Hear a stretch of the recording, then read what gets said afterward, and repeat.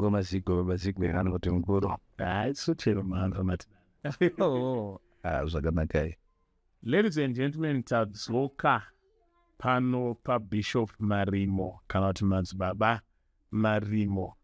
Nhasi vakabata tsvimbo yavo yemazuva ese. Madzibaba makadi?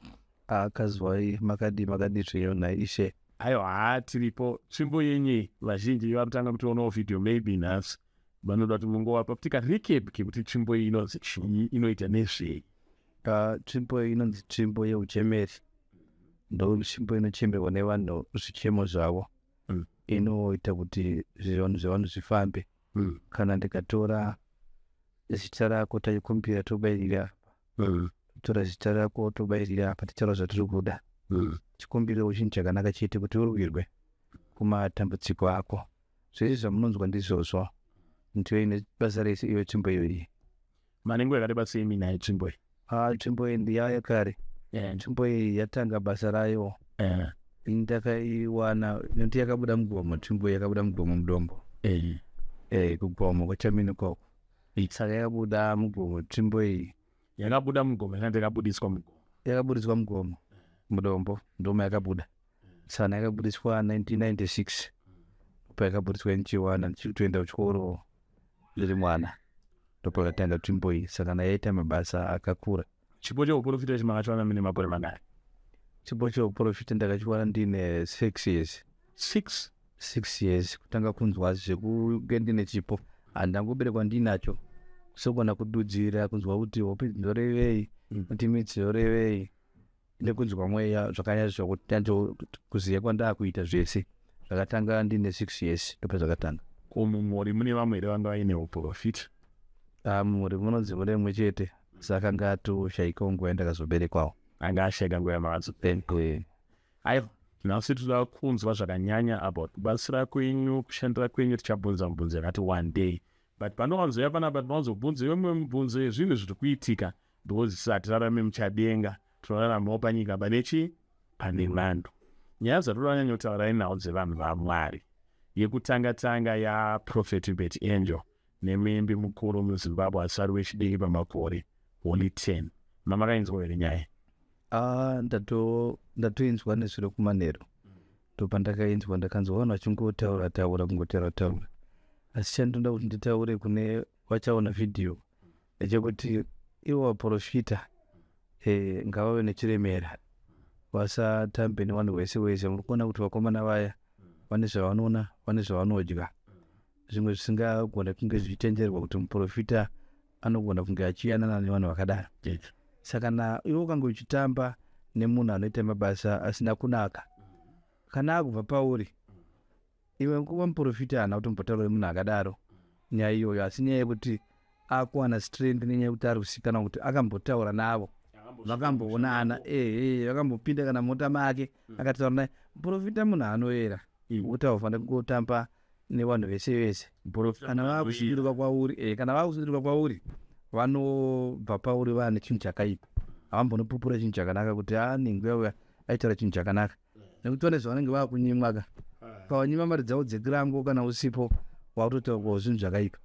Saka chekutanga inyaya yekuti ziyai vanhu vekutamba navo kana uri munhu waMwari iwo pachako. 2, iwo vanhu vaMwari vacho ngavadzikame. Hatisi kuvarambira vanhu kutoitawo kuti zvinhu zvakadaro. Munhu waMwari haafani kuti aedzwa maedzerwo akadaro. Kuwira kwako kunofanira kubatsira, kunofanira kuchengetedza kuti upupurirwe chinhu chakanakawo. Ndopaona kokumino era saonly 10 yemuimbi wacho. Ndakaona painterview iyoyo hanzi naBaba Harare kumainterview kuvanhu vari kumwiswa chifumuro. Aiwa, chakudiwa ndechekuti kana uri murume even uri amai, mukoma kana musikana, unofanira kuziya zvimwe zvinhu zvaundotaurawo. Tine vanhu vanofanira kutomboitirwa munamate kutsitsikwa hana, vasina kutsitsikwa hana, vanenge tine vanhu vakafanana naiye wotema mutaura, munhu ari vocal wakewo.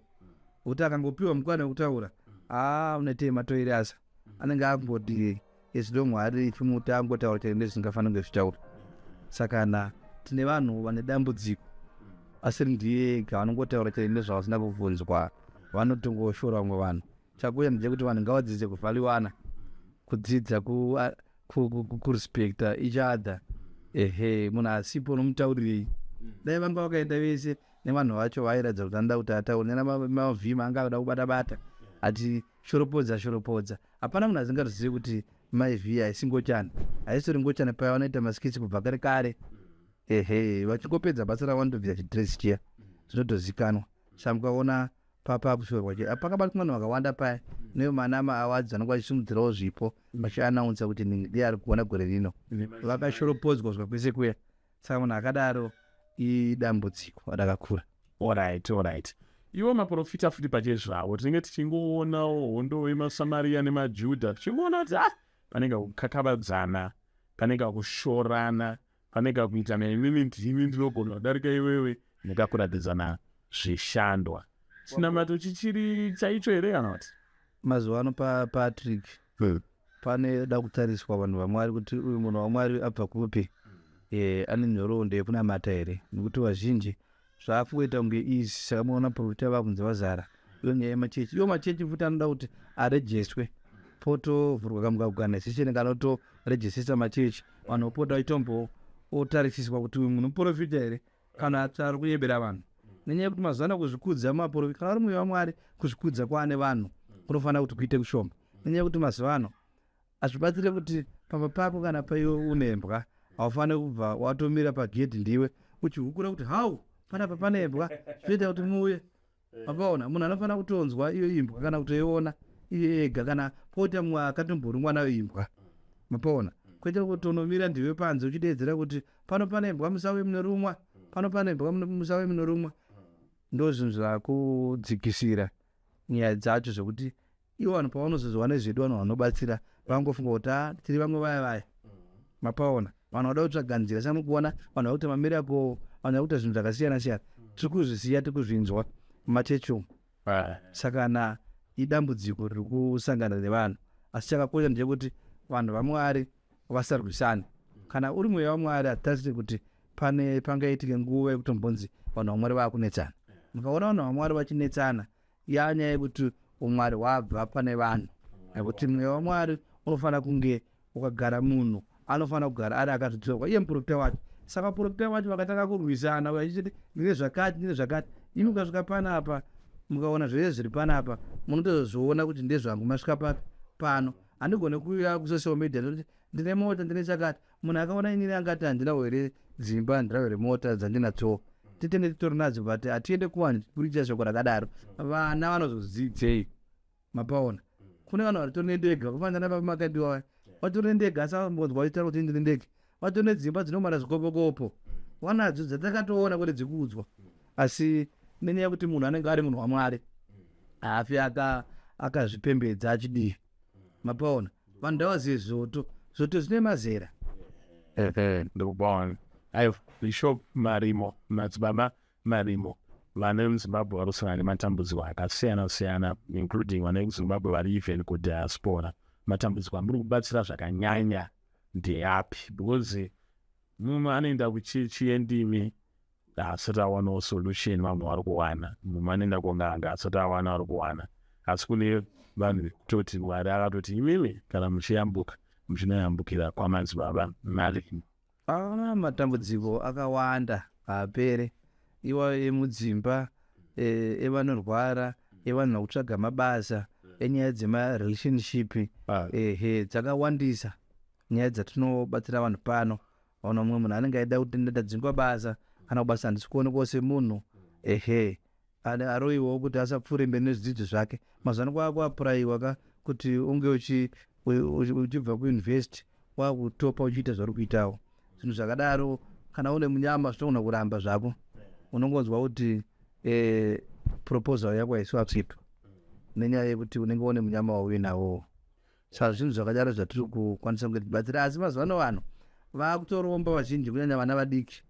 Mafirst man unonzwa vanhu vachitaura kuti kuna nhingi yakaitirwa zvemafirst man, munhu anotofona kuti unoita first man here. Vanhu vari kuromba vakawanda, ndoine dambudziko remamisha kuti vanhu vanotoenda kunotsvaga chauraya hama, vari kuuya pano vachizotsvaga muroyi muhombe. Unotoona kuti munhu anenge atoromba ipapo muunder 30 atone zvikuto zvikawanda, anenge arombeswa. Inyaya yenzara, plus idzo nyaya dzatambotaura dzeshamwari neshamwari vanenge vachionesana zvinhu zvakasiyana siyana zvoda kurumbidza kupfuma munhu asati ashanda. Ayo ndiri kupaona pavanhu vane urwere kune vamwe vanenge vane urwere hwekuti kana vachida kuuya kutozombobatsirwa vanoda tumadzuva munobatsirana. Kana da kubatsirwa iye munhu kana achifila kuti anda mazuva ari pano dzimba saka madziona panzapa. Yes. Pane mablogs chaiwo kuti munhu anouya achigara chero kabatsirwa wada uchiona kuti dobva pano zvako zvaita unotomirira woshandwa wototaura kuti ini ndandirwara ndapora ndakuendawo munhu waMwari maita zvakanaka ndozvikuya zvichiitawo vanhu pano.